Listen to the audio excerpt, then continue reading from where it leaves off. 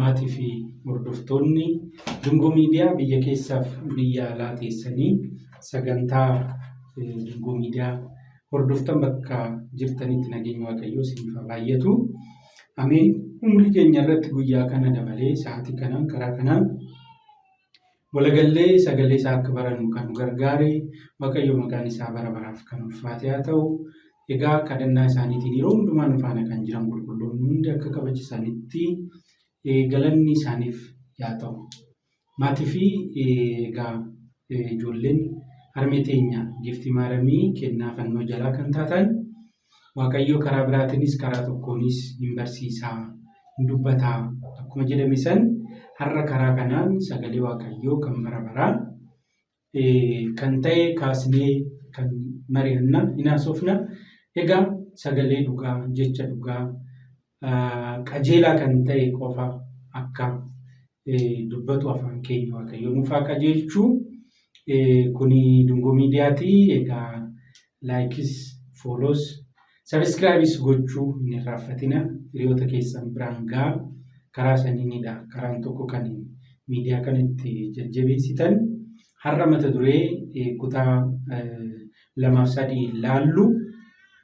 Tokko qabannee dhiyaanneerra. Akkuma kaleessa isinii ibse san har'a irratti mari'annu yaada kan itti walii qoodnu mata dureen keenya kutaa 1ffaa qabeenyi mana kiristaanaa tajaajila maaliitiif oolaa jira? Mata duree jedhu kaasneetidha. Kutaa 3 ilaalla mata duree kana. Qabeenyi mana kiristaanaa maaliif tajaajila maaliif oolaa jira? Keessatti qabeenyi maal jechuudha? Tajaajila maaliitiif ooluu qaba? Maaliif oolaa jira? Rakkoon qabu yoo jiraate immoo maal ta'uu qaba? Qabeenyi mana kiristaanaa tajaajila mana kiristaanaatiif qofa akka hin oolle wantoonni godhamuudhaa ta'an maalidha? Saniif furmaanni maali kan jedhullee kaasnee kan irratti mari'annu ta'a. Kanaaf immoo yaadni keessan galtee guddaa waan ta'uuf keessattuu kutaa 2ffaa-sadaffaatiif isinillee gaafis yoo qabaattan, yaadas yoo qabaattan keessanis haa ta'u karaa koomentiitiin nu teechisa. Nu isaan cuunfannee itti daddabalannee gara keessan qabannee dhiyaanna jechuudha. Har'a kutaa 1ffaa mata duree keenya keessatti kan ilaallu maalummaa qabeenyaa ija mana kiristaanaa Ortodoksii Tawaahidoo Beeta Kiristaaniitiin kan ta'u ta'a jechuudha. Mata dureen keenya qabeenyi mana kiristaanaa tajaajila maaliif oolaa jira kan jedhudha. Egaa har'a daqiiqaa muraasa keessatti kan ilaallu qabeenya jechuun ija mana kiristaanaa Ortodoksii Tawaahidootiin maal jechuudha? Akkamitti ilaalla? Akkamitti hiikna? Kan jedhu ilaallaa jechuudha kutaa 1ffaa keessatti. Egaa tootaalii akka waliigalatti qabeenya yoo jennu dhaabbanni kamiiyyuu hiika kamiinuu yoo cuunfinu karaa sadiin ilaaluu dandeenya. Qabeenyi yoo cuunfinu jechuudha akka waliigalatti. Isa riisoorsii jennuun kana jechuudha. Riisoorsii habti isa jennuun kana. Qabeenyi karaa sadiin cuunfinee hiikuu dandeenya. Inni tokkoffaan humna namaati. Human resources isa jennu kana. Humni namaa qabeenya mataan isaa jechuudha. Fakkeenyaaf dhaabbanni tokko bu'a qabeessummaan isaa kan murtaa'u baay'ina, ga'umsaa fi qulqullina humna namaa inni qabuun. Dhaabbanni tokko bu'a qabeessummaan isaa san bira iyyuu darbee itti fufiinsa ta'uun isaa sustainable karaa ta'e hojii isaa hojjechuuf wantoota murteessan keessaa inni tokko baay'ina, qulqullummaa fi ga'umsa humna namaa inni qabudha. Humna namaa inni qabudha.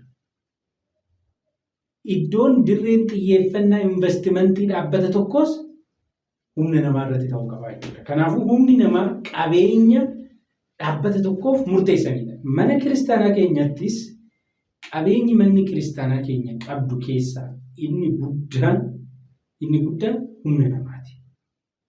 Mana kiristaanaa keenya keessatti humni namaa karaa lamatti qoodnee ilaaluu dandeenya. Inni tokko gamtaa lubootaati. Inni tokko gamtaa amantootaati.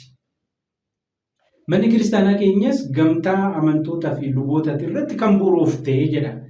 Dambiin ittiin bulmaataa saba kamsa baay'ee qaalawaadiin keenya jechuudha. fuula tokkoffaa irratti manni kiristaanaa keenya gamtaa amantootaa fi luboota irratti bu'uurooftee saba amantaa gubaa'eedhaan hoogganamti jedha. Kuni durirraa kan dhufee jedhee teechisa. Kanaafuu humna namaa yoo jennu mana kiristaanaa keenya keessatti lubootaa fi amantoota jechuudha. Sadarkaan qabeenyummaa isaanii fi tajaajilli isaanii gargar ta'uu danda'a malee humni namaa qabeenya guddaa kan oomishuu qabdus kan irratti hojjechuu qabdus keessaa isa jalqabaati. Qabeenya yoo jennu jechuudha. Kuni karaa gurguddoo lamaan oomishti manni kiristaanaa keenya humna namaa kana. Tokkoffaa kallattiidhaan bajeta bajjattee karoora baafattee barsiisaa itti qacartee barsiisaa yoo jennu barsiisaa lallabaa, barsiisaa abinnatii, abbaa gaabbii kanneen hunda sadarkaadhaan daa'imman irraa qabdee hanga ga'eessotaatti hanga abbootii fi haawwanitti sagalee waaqayyoo kan barsiisan, sagalee waaqayyoo kan dabarsaniif yookaan immoo tajaajilaa akka ta'an mana barnootaa qopheessuudhaan fakkeenyaaf kolleejjii, yuunivarsiitii qopheessuudhaan, mana abinnatii banuudhaan kallattiidhaan manni kiristaanaa humni namaa isheen oomishtu jira. Invest gootee jechuudha. Kallattiidhaan humni namaa amantoonnis jiru, luboonnis jiru. Alkallattiidhaan immoo humni namaa oomishamu jira. Alkallattiidhaan maal jechuudha? Alkallattiidhaan ofirratti hojjetanii qarshii kafalanii barachuudhaan ta'uu danda'a. Carraa argatan kamittuu dhaqanii barachuudhaan ta'uu danda'a. Amantoonni fi luboonni qabeenya mana kiristaanaa ta'anii oomishaman jiru. Alkallattiidhaan jechuudha. Ofuma isaaniitiin kolleejjii galanii, mana abinnatii galanii, gubaa'ee dhaqanii, yaa'ii dhaqanii, mana sanbata birtibeetii dhaqanii, waldaaleedhaan ijaaramanii, qabeenyi humna namaa amantoonni fi luboonni immoo qabeenya mana kiristaanaa ta'anii oomishaman jiru. Kunniin bu'uura waan hundaati. Qabeenyi humna namaa bu'uura waan hundaati. Qabeenya hundaati. Amma riilii qabeenyi humni namaa kun kan manni kiristaanaa qabdu miliyoona 50-60 kan jennu kun tajaajila maaliitiif oolaa jira? Riilii tajaajila mana kiristaanaatiif oolaa jira. Gamtaan lubootaa, gamtaan amantootaa fi lubootaa isa maabara kaanaati, maabara mimmanaan jennu kun riilii tajaajila maaliitiif oolaa jira kan jedhudha jechuudha kaasnee kan laallu. Tajaajila maaliitiif? Qabeenyi tokko guddaan manni kiristaanaa karaa tokkonis karaa biraatiinis horatte humna namaati. Humni namaa immoo dhaabbata tokkoof murteessadha. Manni kiristaanaa keenya immoo biyya keenya keessatti qabeenya humna namaa guddicha dhaabbilee amantoota biraarra kan qabdudha. Riilii humni namaa kun qabeenyi kun tajaajila mana kiristaanaatiif oolaa jira moo oolaa hin jiru kan jedhu laallaa jechuudha itti aansinee. Qabeenya guddaadha.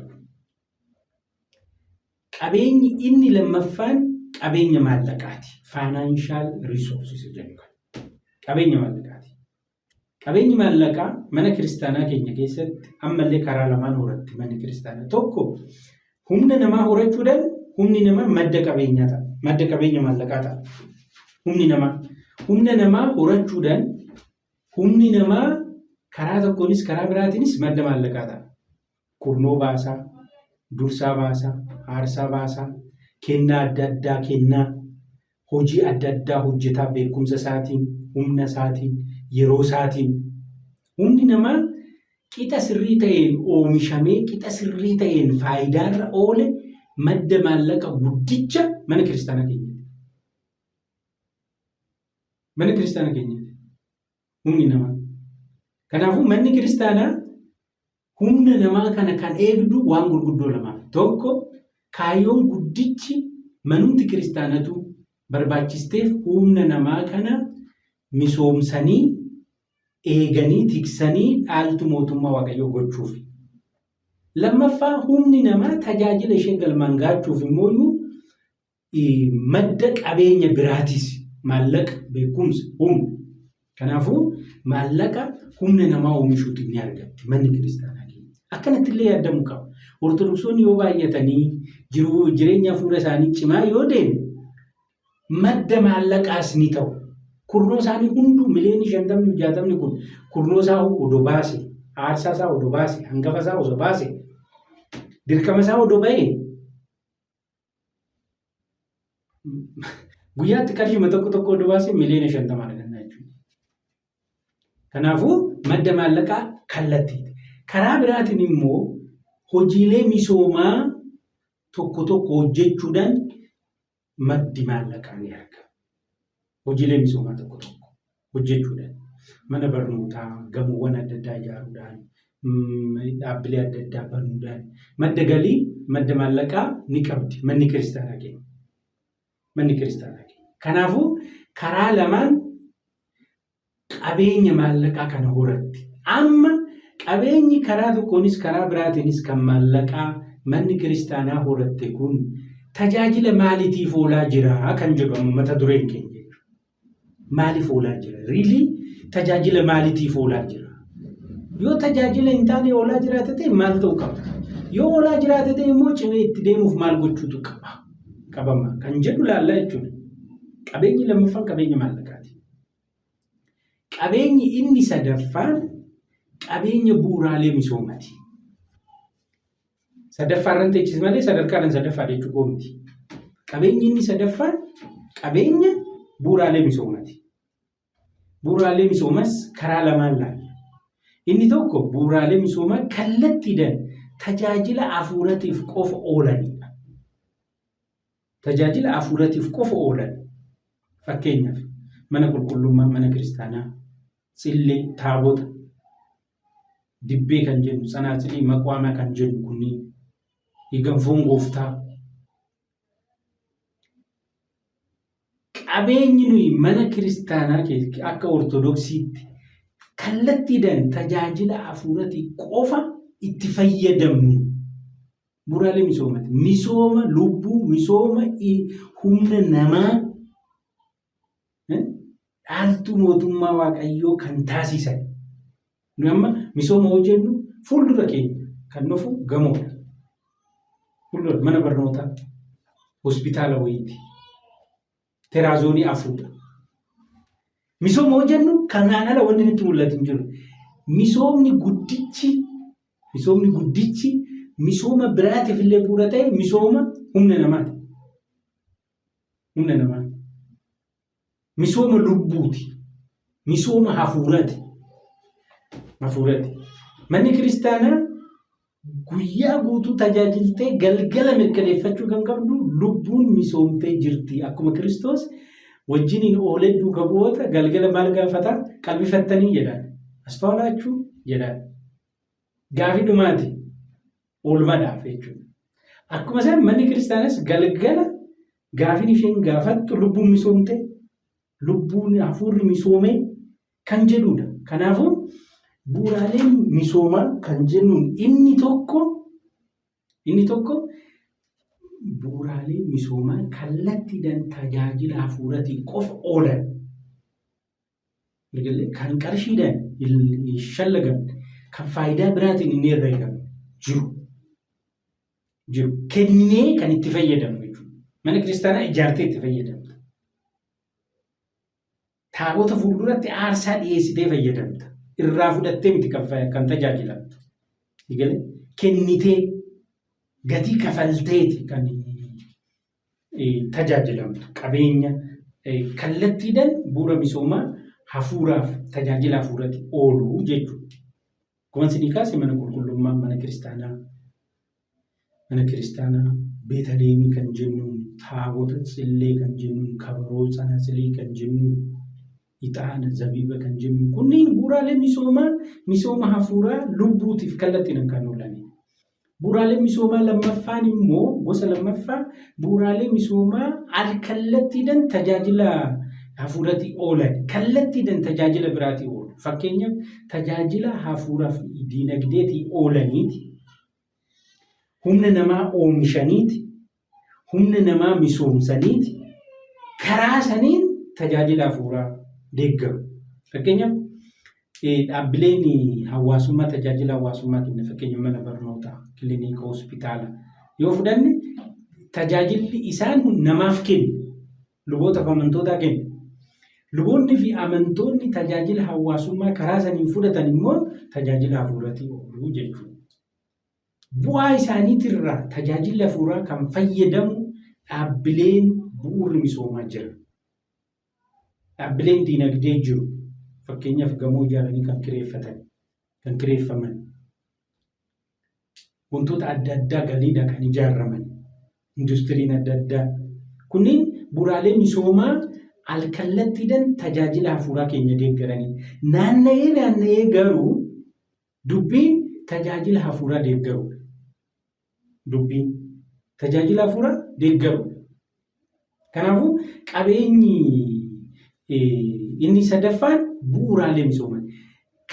Kanammoo bu'uuraalee misoomaa kanammoo karaa lamaanis deebisnee ibsuu dandeenya. Karaan tokko kallattiidhaan kan tajaajila hafuuraatii oolan fi al-kallattiidhaan tajaajila hafuuraatii kan oolan tajaajila hawaasummaaf diinagdeetii oolanii bu'aa isarraa argannuun tajaajila hafuuraa keenya kan ittiin raawwannu milkeessinuudha. Karaa biraatiin immoo akkanattis ibsuu dandeenya. Qabeenya qaqqabamanii fi qabeenya hin qaqqabamne jennees hiikuu hin dandeenya, fudhachuu hin dandeenya. Bu'uuraalee misoomaa kana. Waa'ee misoomaa yoo kaasnu waa'ee gamoo, waa'ee aspaaltii, waa'ee maalii qofa jechuu keenya miti. Suni bu'uura misoomaa of danda'edha. Bu'uurri misoomaa mis goone tokko misooma ilma namaati. Gamtaa lubootaa fi amantootaa humna namaa sana. Humna namaa sana. For that matter, misoomni humna namaa luboota fi amantoota bu'uura hin godhanne, giddugaleessa hin godhanne misooma sirrii miti. Miti. For that matter, amma wanni hundi keenya sassaabame maateriyaalisti taanee haga mudaa mitsu'aatiidhaaf of eeggannoo goonu lubbuu baduuf of eeggannoo. Kuni dogongora guddaadha. Dogongora guddaadha. Amma misoomni humna namaa, misoomni hafuuraa, misoomni lubbuu misoomsanii dhaaltuu mootummaa waaqayyoo gochuu kennaa guyyaa 48 sana hanga du'aatti akka eegamu gochuu sanirratti xiyyeeffachuu qabna. Hin kaasne isa booda kutaa lammaffaa keessatti. Garuu amma misooma jennee akka waliigalatti kan kaasne kana karaa biraatiin immoo ilaallu qabeenyawwan qaqqabamanii fi hin qaqqabamne jennee kaasuu dandeenya. Kana wangeela Maatiyos boqonnaa 25 fi boqonnaa 16 irratti jecha waaqayyoo jiru kaasnee immoo akkasitti ilaaluu dandeenya. Fakkeenyaaf wangeela Maatiyos boqonnaa 16 lakkoofsa 19 irratti furtuu mootummaa isaa lubootaa kennee jira waaqayyo. Lubootaa kennee jira. Karaa saniin luboota hundumaaf kan har'a jiranis kan of dura jiraataniifis kennamee jira. Maal jedheeni kan lafarratti hiitan samii irratti kan hidhame, kan lafarratti hiitan samii irratti immoo kan hiikame ta'a jedheen. Kuni kennaadha. Qabeenya kun aangoodha kun qabeenya guddaa, qabeenya namni kennuu hin dandeenye, qabeenya ergamoonni kennuu hin dandeenye, qulqulloonni biraa qulqulloota biraatti kennuu hin dandeenye, qabeenya guddicha waaqarraa kennamudha. Qabeenya kana ija foonii kanaan hin agarru, harka foonii kanaan hin qaqqabu. Qabeenya kana. Waliigallee qabeenyi kun qabeenya hin qaqqabamnedha. Lubummaan aangoon lubummaa qulqulluu paatraarikii irraa qabee episkoopoosota, hangafoota phaaphaasota, qomoosota, luboota, daaqonoota haga amantootatti kennaan adda addaa jiru qabeenya mana kiristaanaati. Kennaan faarfannaa qabeenya mana kiristaanaati. Kanaati akka kennaa keetti fudhattee akka barbaaddu itti taatu miti. Miti. Lallabuun qabeenya mana kiristaanaati. Gisa san fayyadamtee akka barbaadde kan itti taatu miti. Qabeenyi sun keetii miti. Kan eenyuti kan mana kiristaanaatti kan waaqayyooti. Amma kennaa faarfannaa waan qabduuf asiin bitaanutti nu burjaajessaa jiru miti amma faarfattoonni. Lallabdoonnis akkasuma sassaabamanii finfinnee galanii jiran. Bataskaanni amma baadiyaa godinoota jiran dhimma isaanii kan hin taane finfinnee magaalanii walii akka fiigan bataskaanota 225 irra jiru. Miti. Hin gorsitoo ta'e gorsuun kennaadha. Qabeenya eenyu kan mana kiristaanaatti hin qaqqabamu. Lubummaan kennaadha. Aangoo kennaati. Kan da'oo godhannee kan ittiin shira hojjennu miti lubummaan kennaadha. Agartee kan mana kiristaanaatti kan waaqayyooti. Kennaadha. Qabeenya kun hin qaqqabamu. Agarsiistuudha malee hin bari qoobiin kaawwatamu fannoon harkatti qabamu agarsiistuudha malee lubummaa sana akkanatti qabanii lubummaan kana jechuuti. Lubummaan dubbii hafuuraati. Waliigalee namoonni tokko ija fooniitiin qofa akka mirkanaa'uuf namoonni barbaadan jiru. Aangoo lubummaa kana da'oo godhatanii warri shira biraa hojjetan ija foonii kanaan qofa akka mirkaneessinuuf luba akka ta'an, faarfattoota akka ta'an, sanbattamaalota akka ta'an ijuma foonii kanaan qofa akka mirkaneessinuuf warri barbaadan jira. Isaa miti. Dubbiin isaa miti. Kennaa hafuuraati kun hin qaqqabamu. Iccitii lubummaas jedhama miti maali? Iccitii torban mana kiristaanaa yoo barannu iccitii lubummaa jedhama. Mistira kinati jedhama. Hin qaqqabamu. Ija foonii kanaan lubummaan hin qaqqabamu. Qabeenya garuu qabeenya mana kiristaanaatti da'oo godhannee kan shira itti hojjennu, kan gurgurru, kan awwaallu miti. Aangoo sanis hin qabnu irratti. Aangoo sanis hin qabnu. Kan mana kiristaanaa qabeenya kana riilii tajaajila maaliitiif oolaa jira? Kan jedhudha jechuudha kan laallu. Tajaajila maaliitiif? Sanbattamaarummaan miseensa waldaa tokko ta'uun, daaqonii ta'uun, luba ta'uun, qeesii ta'uun, qomoosii ta'uun, episkooposii ta'uun, hangafa paappaasii ta'uun, paatriyaarkii ta'uun kun tajaajila maaliitiif oolaa jira? Qabeenya kun qabeenya akkanumatti asfaaltii daariitti namaa kenname miti. An akkasitti fudhatan jiraachuu danda'u. Riilii qabeenya isa dhugaa yoo fudhanne akkanumaan kan namaa kennamu miti. Qabeenya qarshiidhaan tilmaamamu miti. Kan qaqqabamuyyuu miti san bira darbee iccitiidha waan inni isaa. Qabeenyi hin qaqqabamne jira. Fakkeenya fannoo fudhadhaa. Fannoon qabeenya qaqqabamuus qabeenya hin qaqqabamnes. Qulqulluun Phaawulos warra Galaatiyaa boqonnaa 3:1 irratti Yesuus Kiristoos keessa keessanitti fannifamee akka jiru akka nagarre dhugaa kana akka hin bitamne aziibii kan isinitti godhe summii kan isinitti godhe eenyudha jedhan. Fannoon qabeenya hin qaqqabamne keessaa isa tokkodha. Fannoon eessa jira? Duroo jette keessa kee jira. Fannoon keessa kee hin jirre morma keerra waan jiruuf faayidaa qaba jechuu miti. Harkatti waan qabattee faayidaa qaba jechuu miti. Fannoon dura keessa kee jiraachuu qaba. Gaafa fannoo morma keerra godhattu keessa keetti hin barre Yesuus Kiristoos fannifamee har'a waraannamaa jira. Hancuufni irratti tufamaa jira. Arrabsamaa jira. Itti qoosamaa jira. Harki isaa miilli isaa rukutamaa jira. Cinaachi isaa waraannamaa jira. Hadhooftuu dhugaa jira. Keessa keenya hin jira. Hin jira. Yoo kun jiraate eeyyeen sirriidha. Kan alaa kun faayidaa qabaa jechuudha. Kan harkatti qabnu kun faayidaa qabaa jechuudha. Keessa keenya keessa ariinee godaansinee fannoo harkatti waan qabanneef amma fannoon nuyiif humna jennee haasa'uu hin dandeenyu. Kanaafuu qabeenya yoo jennu qabeenya hin qaqqabamne keessa keenya jira. Keessa keenya hin qabnu jaalala fannoo keessa keenya jiru sana Yesuus Kiristoos keessa keenyatti fannifamee amma agarru kana. Silaa yoo mallatteeffannu hin bo'uu qabna ture. Maaliif yoo mallatteeffattu Yesuus Kiristoos cinaachi isaa waraannamaa jira. Harki isaa miilli isaa rukutamaa jira. Hadhooftuu dhugaa jira. Kanaafuu kennaan qaqqabamneedhaanis. Amma namoonni tokko fannoo kana waan balleessuu danda'an itti fakkaata. Akkam ta'ee bada fannoon? Baduu hin danda'u. Fannoon hin baru warra fannootti amananiif maalidhaa? Humna. Humni sun immoo keessadha. Humna waaqaa miti humna namaa qaqqabuun hin danda'amu. Qaqqabuun hin danda'amu. Kanaafuu qabeenya hin qaqqabamu. Qabeenya hin qaqqabamne kan jedhamu jira. Aangoon paappaasummaa, aangoon paatriyaarkummaa hin qaqqabamu. Eessa inni? Aangoon lubummaa hin qaqqabamu. Eessa inni? Hin qaqqabamu bara. Suni luba ta'uu keenya kan ittiin agarsiisnudha malee lubummaan iccitii. Kanaafuu qabeenya qaqqabamanii fi hin qaqqabamne yoo jennu kan hin qaqqabamne qabeenyi mana kiristaanaa jira. Riilii qabeenyi kun tajaajila maaliitiif oolaa jira? Ooluu isaatiif agarsiistuu maaltu jira? Kan jedhudha jechuudha kan ilaalu. Karaa biraatiin qabeenya qaqqabamanidha. Qabeenyi qaqqabamanidha. Qabeenyonni qaqqabaman jiru duratti amma kan kaasanii jira.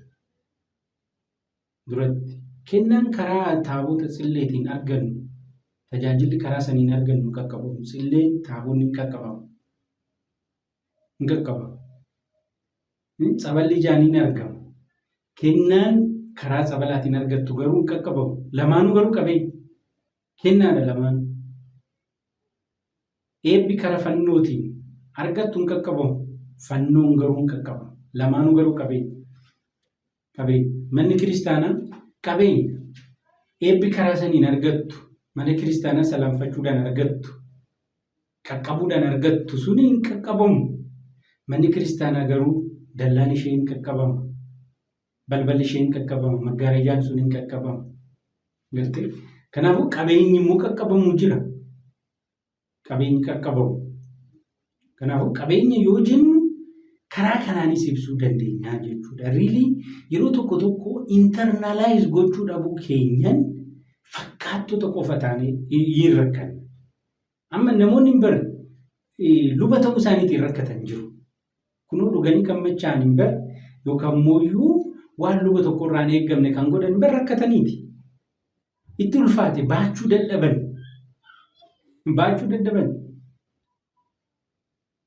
Daaqonii rakkatee hin jiran. Daaqonii rakkate. Fuutee itti murteessii baachuu dadhabe. Agartee sanbatamaatiin rakkate baay'eetu jira. Faarfataadhaa, lallabaadhaa, hojiin inni hojjetu agartu garuu mataa nama qabsiisa. Hin rakkate baachuu dadhabe kennaa sani. Argitee gamna odoo taane deebisnee ofirraa kennine hin danda'ama. Lubummaa kennuun hin danda'ama deebisuun. Daaqonummaa kennuun hin danda'ama deebisuun bakka no. Jettee hin dandeessa. Haga dhumaa karaa sirrii hin taane irraa akka deemtu hin dirqamtu. Kanaafuu qabeenya yoo jennu karaa kanaanis ilaaluu dandeenya. Bu'uura misoomaa yoo jennu kan qaqqabamanii fi hin qaqqabamne jennee ilaaluu ni dandeenya. Kan hin qaqqabamne san internaalaayiz goona, hin fudhanna. Eessatti? Keessoo keenyatti. Kan qaqqabamu san immoo qaqqabnees irraa fayyadamna jechuudha. Qabeenyonni bu'uuraaleen tokko misooma tokko immoo hin qaqqabamus hin qaqqabamanis. Keessattuu akkuma duratti isinii kaasee fannoodhaan wal qabatee jechuudha. Kana qulqulluun Maatiyos Abbaan Wangeelaa aangoo lubummaa akkasitti nutti agarsiise. Aangoo lubummaa akka hin qaqqabamne garuu qabeenya akka inni ta'e, qabeenya mana kiristaanaa, qabeenya waaqayyoo akka inni ta'e. Seexana irratti, cubbuu irratti, si'ool irratti aangoo kenname akka inni ta'e nutti himee jira. Qabeenyi immoo qaqqabamu akka jiru immoo wangeeluma Maatiyos jechuun boqonnaa 25 lakkoofsa 15 irraa qabdanii yoo dubbistan kennaawwan sanii wal qabatee tokko 2 1 5 kenne jedhamti. Hin lakkaawwama agartanii 1 2 5 yoo buufattu immoo 4 10. Qabeenyi qaqqabamuus hin jiraa jechuudha. Kan ija keenya agarru kan harka keenya qaqqaban hin jiraa jechuudha. Bal'isnee immoo yoo laalle iji keenya qabeenya, harki keenya qabeenya, miilli keenyas qabeenya, qaamni miiraa 36 gaafa cuubaa meeroonidhaan mallattaa'u hunduu qabeenya kan qaqqabamu kan ijaan argamu. Kanaafuu kennaan bu'uuraaleen misoomaa qaqqabaman hin jiru jechuudha. Bu'uuraaleen misoomaa akkanatti ibsu. Tokko kallattiidhaan kan tajaajila hafuuratti oolu. 2 immoo alkallattiidhaan tajaajila hafuuraatiin kan oolan tajaajila hawaasummaaf dinagdeetiin oolanii bu'aa tajaajila hawaasummaaf dinagdee sanirraa tajaajila hafuuraatiin kan fayyadamu jiru duratti kan kaasne bu'uuraalee misoomaa akka mana barnootaa, kilinika, gamoo adda addaa jennee kan kaasne sanyii. Karaa biraatiin immoo bu'uuraalee misoomaa qaqqabamanii fi hin qaqqabamne kan jennu. Bu'uuraalee misoomaati maal godhu ilma namaa dhumarratti sassaabanii dhaaltu mootummaa waaqayyoo gochuuf kaayyeffamanii kan hojjetaman, kan diriiran, kan bu'uureeffaman jechuudha bu'uuraalee misoomaa yoo jennu. Amma saba waaqayyoo qabeenyi manni kiristaanaa qabdu kana caalaa iccitiidha. Baay'eetu jira. Agartanii? Baay'eetu jira. Amma qabeenyi mana kiristaanaa kun tajaajila maaliitiif oolaa jira kan jedhu kana kaasna. Riilii kaayyoon mana kiristaanaa inni guddaan waanuma feena yaa hojjennu mana kiristaanaa keessatti. Dallaa yaa ijaaru, karaa yaa hojjennu, waardiyaa yaa qacaru, qulqulleessituu yaa qacaru, phaaphaasiinis yaa muudamu, qulqulluu paatriyaarkiinis yaa muudamu. Kaayyoon isaa inni waliigalaa inni guddichi wangeela waaqayyoo addunyaa kanarratti babal'isanii ilma namaa hunda dhaaltu mootummaa waaqayyoo gochuudha. Kanaan ala kaayyoo biraan qabnu. Hin qabnu. Kanaan ala kaayyoo biraan qabnu. Kaayyoon mana kiristaanaa kan jalqabas kan dhumas ilma namaa hunda dhaaltu mootummaa waaqayyoo gochuudha. Kanaaf immoo wangeela waaqayyoo akka barbaachisutti babal'isuudha. Kanaaf oolaa irraa qabeenyi mana kiristaanaa. Oolaas jiraachuu danda'a simbiratti. Oolus baachuu danda'a simbiratti. Maal agartan? Maal xiinxaltan? Dhugaa koomentii jala keessu yookaan keessan nu kennitu walitti cuunfinee kutaa lammaffaa irratti itti dhufu. Qabeenyi mana kiristaanaa tajaajila carraa hojii amantootaaf lubootaaf uumuu irratti investi ta'aa jira. Hojjechaa jira. Carraa hojii lubootaaf amantoota. Carraa hojii uumuu jechuun sammuu namaa hojjechuu jechuudha. Eeyyeen maallaqas namaa kennuu jechuudha. Eeyyeen hojii adda addaa hojjetanii achirratti namas qacaruu jechuudha. Amantootaaf lubootaatiif carraa hojii uumaa jira. Dargaggeessa kana uumaa jira. Akkamitti jireenya hafuuraa fi dinagdee isaa gaggeeffachuu qaba dargaggeessi. Kanarratti hojjechaa jira qabeenyi kun. Ijaaraa jira sammuu namaa qabeenyi kun. Ilaalchi hojiidhaa inni qabu akkas irraa raawwachaa jira qabeenyi kun. Kana laallaa jechuudha. Qabeenyi mana kiristaanaa kun jiruuf jireenya tajaajiltoota fooyyessuuf investi ta'aa jira. Hojjechaa jira. Lubni tokko, daakoniin tokko, qeesiin tokko, monokseen tokko, baadiyyaas, magaalaas yoo ramadamu gammachuudhaan akka deemu hojjechaa jira qabeenyi kun. Qabeenyi humna namaas haa ta'u, qabeenyi maallaqaas haa ta'u, qabeenyi bu'uura misoomaas haa ta'u hojjechaa jira. Riilii manneen kiristaana baadiyyaa bu'uura misoomaa qabu. Biiroo qabu. Motora qabu. Humna namaa qabu. Kanaaf oolaa jira qabeenyi mana kiristaanaa amma asii walitti kaasne kun. Qabeenyi mana kiristaanaa hojii tola ooltummaatiif oolaa jira. Kan dhibame itti yaalchisaa jirra. Kan beela'e nyaachisaa ni jirra. Kan hidhame ittiin gaafachaa jirra. Kan daare ittiin uwwisaa irra qabeenya mana kiristaanaati. Hambiraayyuu yaafu. Harkuma qalleeyyiin naannoo bataskaanatti gataman san ittiin kunuunsaa jirra. Wanni nurraa hafu jira laata?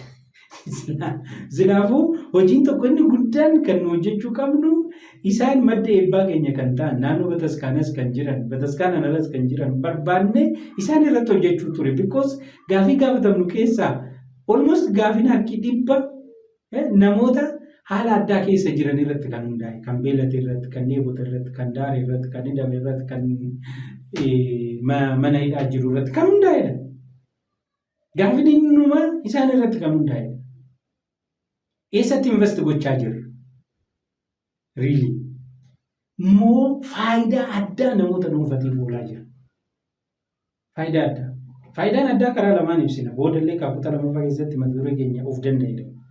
Kallattiidhaan qaxarree mindaa itti kafallee nurratti ittiin hojjechiisaa jirra moo qaxarree mindaa itti kafallee hojjechiifachaa jirra? yookaan immoo kallattiimaan qabeenya mana kiristaanaa kana dhimma bataskaanas biyyas diiguuf oolchaa jira.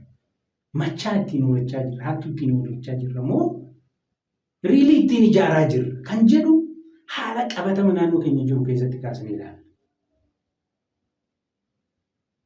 Negeetiiv ri'aakshinii irraa miti kan kaane. Isaa miti. Nuyi amma kan guddifannuu ce'uu fi bataskaana ceesisuuf miti. Bataskaan nuyi miti kan ceesisu. Nuyi miti. Bataskaanni immoo ceetee dhufte. Ceetee dhufte seenaa bataskaanaa keessatti waa'ee qormaata mana kiristaanaa hin baranna miti. Akkamitti ceetee akka isheen dhufte. Isheen immoo bu'uura raajotaa fi dhugaboota irratti bu'uuroofte. Himamee jira hin danda'amtu bataskaanatti. Bataskaanatti balleessuun hin danda'amu. Bataskaanatti akka hin ceene gochuun hin danda'amu. Eenyuufillee hin danda'amu. Bataskaanattiin kan injifattu gaafa abbaan ishee hundeessee injifatamedha. Inni immoo injifatamuuf amala isaa miti. Kanaafuu nu amma kanaasofnu dhimma bataskaana ceesisuu osoo hin ta'in bataskaana ceetu kan wajjin dhimma ce'uuti. Dhimma darbuuti. Isaaf immoo karaan hadhooftuun bu'aa bahii guddaa qabu dhugaaf dhugaadha. Saniin ala karaan biraan jiru. Fakkeessanii darbuun ce'uun hin jiru.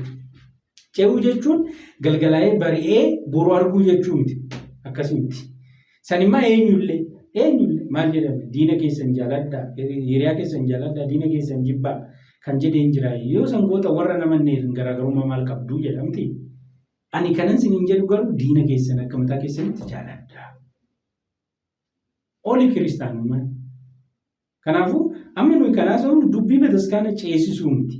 Bataskaanatti kaleessan bira amma wareegamtoonni baay'een darban miti foonii. Qulqulloonni eebbifamtoonni baay'een darban miti. Bataskaanatti amma nu bira jirti nu qulqulleessuuf gara abbootii keenyaa sanitti akka deemnu karaa nu ta'uuf nu faana hirtin bira. Nullee hin dabarramu ijoolleen keenya illee itti fufumoo akkasumatti jechuudha. Kanaafuu amma ce'uuf darbuuf bataskaanattiin tana bira akka nafne urufatti akka nafne hidhaamni nuyi kan jirtu. Kanaafuu qabeenyi mana kiristaanaa armaan olitti kaasne kun tajaajila maaliif oolaa jira? Riilii tajaajila amma kaasne kanneen afran kanaaf oolaa hin jira. Oguduunfi wangeela babal'isuuf carraa hojii amantootaaf luboota uumuuf jiruuf jireenya tajaajiltoota fooyyessuuf hojii tola ooltummaa hojjechuuf oolaa jiramoo faayidaa namoota dhuunfaatiif oolaa jira. Kana egaa eebbifamuun abbaan keenya Abuna Abrahaam hojii gaggeessan mana lubummaa waliigalaa fi hangafti Paappaasii biyya Lallabuu Baardaar yaadni isaan kaasan tokko jira. Manni kiristaanaa keenya biyya kana keessatti dhaabbilee qabeenya gurguddaa sochoosan keessaa ishee takkaadha. Garuu harka hin taane irratti kufee jiraa jedhan. Eeyyeen dhuguma qaba. Hin laalan, hin xiinxalan, hin argan. Jijjiiramni hin jiru, qabeenyi hin jiru. Jijjiiramni garuu hin jiru. Jijjiirama karaa isaan ittiin madaalan oduu babal'isanii nu teechisanii raajida. Kanaafuu amma karaa kaleetiin deemuun qotilee kaleetiin qotuun hin danda'amu. Kanaafuu bakki sirreeffannu jiraa laata? Bakki irraa deebi'uu qabnu jira. Bakki nu gahaa jechuu qabnu jira. Yoo jiraate mee simbira maaltu jira? Kanan kaastu kutaa lammaffaa keessatti qabeenyi mana kiristaanaa maaliif ooluu qabaa? Maaliif oolaa jira?